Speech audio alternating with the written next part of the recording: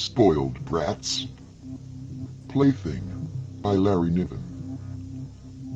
The children were playing Six-Point Overlord, hopping from point to point over a hexagonal diagram drawn in the sand, when the probe broke atmosphere over their heads. They might have sensed it then, for it was heating fast as it entered atmosphere, but nobody happened to look up. Seconds later, the retro-rocket fired. A gentle rain of infrared light bathed the limonite sands. Over hundreds of square miles of orange Martian desert, wide-spaced clumps of black grass uncurled their leaves to catch and hoard the heat. Tiny sessile things buried beneath the sand raised fan-shaped probes. The children hadn't noticed yet, but their ears were stirring. Their ears sensed heat rather than sound. Unless they were listening to some heat source, they usually remained folded like silver flowers against the children's heads. Now they uncurled, flowers blooming, showing black centers. Now they twitched and turned, seeking. One turned and saw it. A point of white light high in the east, slowly setting. The children talked to each other in coded pulses of heat, opening and closing their mouths to show the warm interiors. "Hey! What is it? Let's go see!" They hopped off across the limonite sand, forgetting the Overlord game, racing to meet the falling thing. It was down when they got there, and still shouting hot. The probe was big as a dwelling, a fat cylinder with a rounded roof above and a great hot mouth beneath. Black and white paint in a checkerboard pattern gave it the look of a giant's toy. It rested on three comically splayed metal legs, ended in wide circular feet. The children began rubbing against the metal skin, flashing pulses of contentment as they absorbed the heat. The probe trembled. Motion inside. The children jumped back, stood looking at each other, each ready to run if the others did. None wanted to be first. Suddenly, it was too late. One whole curved wall of the probe dropped outward and thudded to the sand.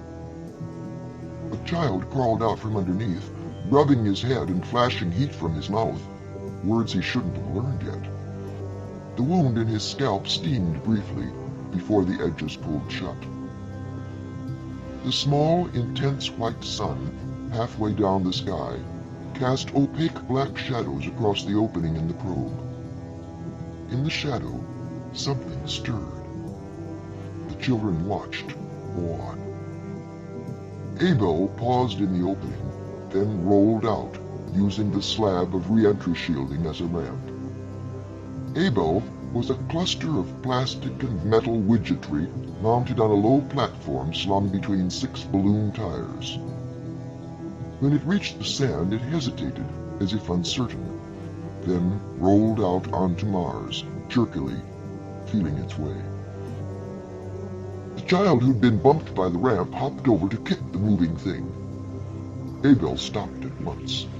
The child shied back. Suddenly, an adult stood among them. "What are you doing?" "Nothing," one answered. "Just playing," said another. "Well, be careful with it." The adult looked like the twin of any of the 6 children. The roof of his mouth was warmer than theirs, but the authority in his voice was due to more than mere loudness.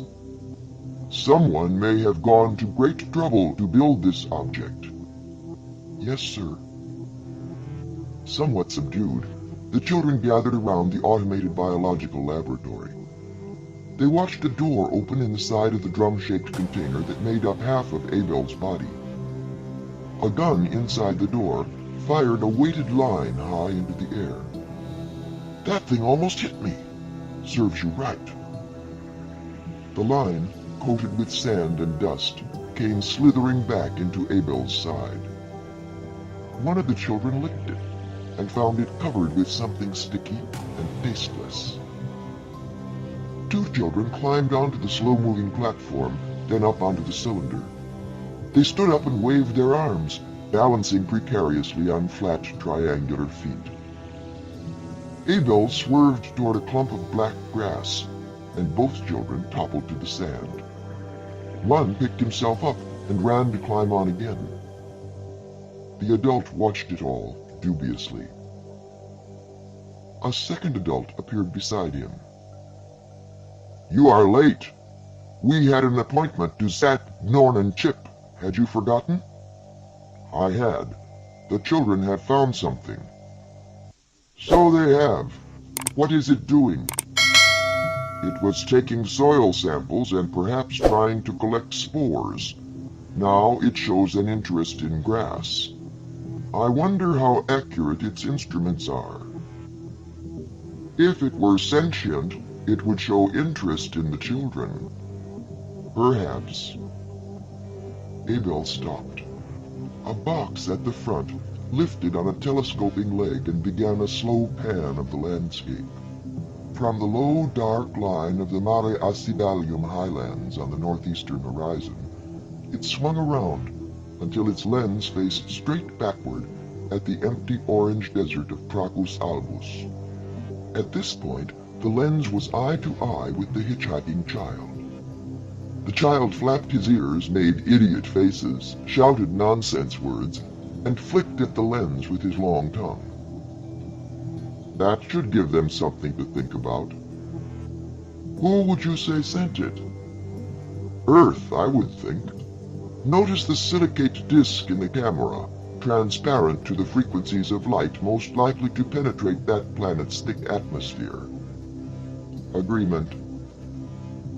The gun fired again into the black grass, and the line began to reel back. Another box retracted its curved lid. The hitchhiker peered into it, while the other children watched admiringly from below. One of the adults shouted, "Get back, you young plant brain!" The child turned to flap his ears at him. At that moment, Abel flashed a tight ruby beam of laser light just past his ear. For an instant it showed an infinite length of neon tubing against the navy blue sky.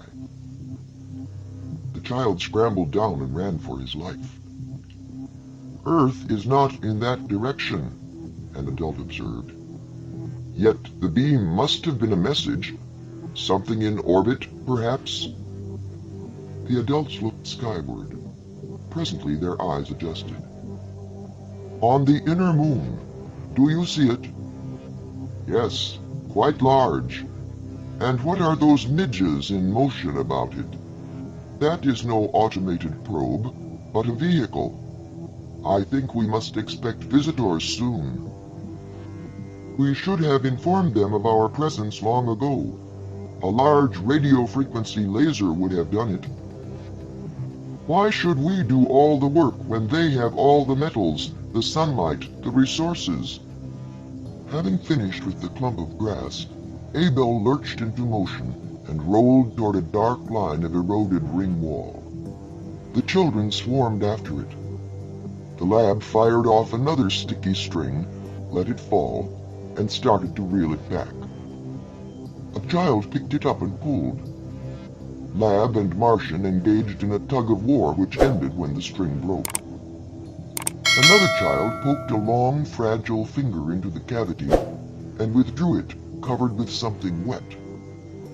Before it could boil away, he put the finger in his mouth. He sent out a pulse of pleasure and stuck his tongue in the hole, into the broth intended for growing Martian microorganisms. "Stop that! That is not your property!" The adult voice was ignored. The child left his tongue in the broth, running alongside the lab to keep up. Presently, the others discovered that if they stood in front of Abel, it would change course to crawl around the obstruction. Perhaps the aliens will be satisfied to return home with the information gathered by the probe. Nonsense. The cameras have seen the children. Now they know that we exist. Would they risk their lives to land merely because they have seen Difta? Difta is a homely child even to my own eye, and I am perhaps his parent. Look what they are doing now. By moving to left and right of the lab, by forming moving obstructions, the children were steering Abel toward a cliff. One still rode high on top, pretending to steer by kicking the metal flanks. "We must stop them. They will break it." "Yes. Do you really expect that the aliens will land a manned vehicle? It is the obvious next step. We must hope that the children will not get hold of it."